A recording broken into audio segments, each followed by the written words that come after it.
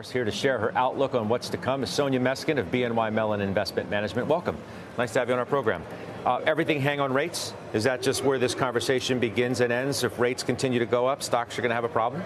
Well, I think the data matters too, but sometimes, in certain regimes, it so happens that good news is actually bad news, and we may actually get that kind of result tomorrow as well. Yeah. What is your general outlook for where the stock market goes from here? We are relatively sanguine on the market, actually, because a lot hinges on actual profits, right? Profit margins. And if the consumer remains strong, then profit margins may actually remain relatively robust. But of course, rates present an issue, and refinancings next year present an issue, so we're cautiously optimistic. One of the issues also with, as rates go up, prices go down, it presents the opportunity to a greater extent that's already existed outside of the stock market. So it's like, okay, I go to the bank, I can get more on my cash in the bank, and I take less risk than I feel like I might take in the market.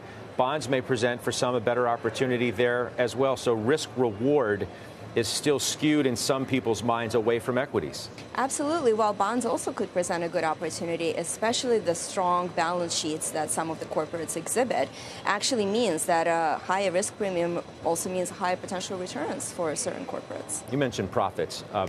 You feel like earnings expectations have gotten too optimistic? How do you view where we've gone? We've had, 3 or so consecutive quarters of negative earnings growth. This is the quarter where we turn. We've troughed, the bulls would suggest, and now we're going to move up, and away.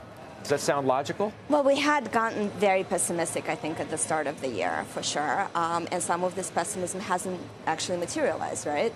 But on the other hand, we've had a stronger economic growth than we anticipated at the start of the year, and that's a positive.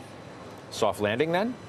Potentially, yeah. We do think the probability has risen compared to the start of the year. We also think that the tails, though, of the distribution are fatter than maybe the market is pricing in, even with a higher term premium now. Well, I was going to say, okay, so you'd say there's more possibility of a soft landing.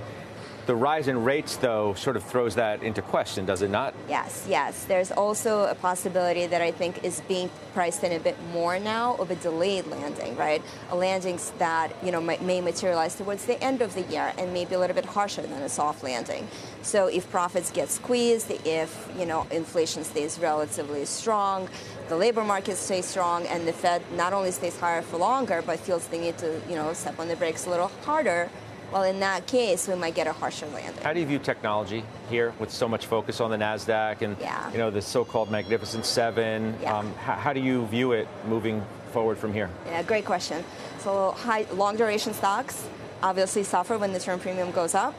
At the same time, I think longer-term growth expectations for these Magnificent Seven are higher right now as well, right? And for some good reason. So it's a balancing act for them. How do you view utilities and what's been going on there? A sector, quite honestly, that no one really ever talks about until you witness the upset to the degree that we've had in that space, which has been epic, to say the least. Right. So they don't have the growth expectations of AI priced in, right? So I think that brings them down a little bit more when term premium rises. But these are fundamentally fairly safe companies. So that should be a positive longer term, especially when the cycle turns, as it inevitably will at some point. Well, it's good to welcome you to our program, and we'll see you soon. Thank you for being here.